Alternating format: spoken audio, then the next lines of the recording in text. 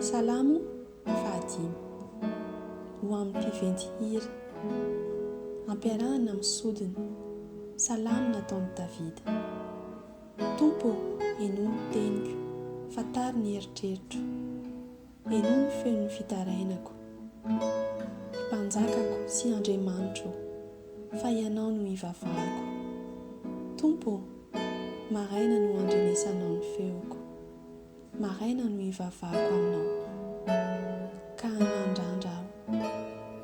Fa tsy Andriamanitra mankasitraka izay ratsy ianao, tsy hitoetra aminao ny ratsy, tsy ahazo mijanona eo masinao ny mpirehare, alanao ny mpanao ratsy rehetra, aringanao ny mpiteny lainga, ny olona mpandatsandra sy mpamitaka dia ataon'ny Tompo zava-betaveta.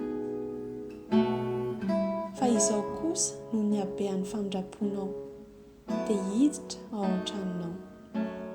Iankohoaka manatrika ny lapanao masina amin'ny fahatahorana anao ao. Tompo, tario amin'ny fahamarinanao ao noho ny amin'ny mpampahory ahy. Ataovy maro ny hanoloako ny lalanao, fa tsy misy azo itokiana ny aliko ny vavany. Ny ao anatiny dia tena faharatsiana, fa sana misokatra ny tendany, mandambo lambo ny lelany izy.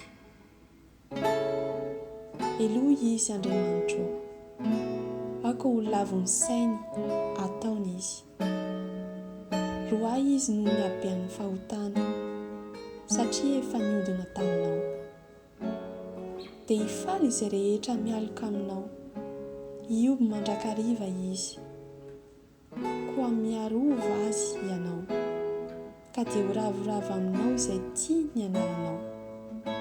Fa ianao Tompo, mitahy ny marina, fankasitrahana no ataonao manodidina azy toy ny ampinga lehibe.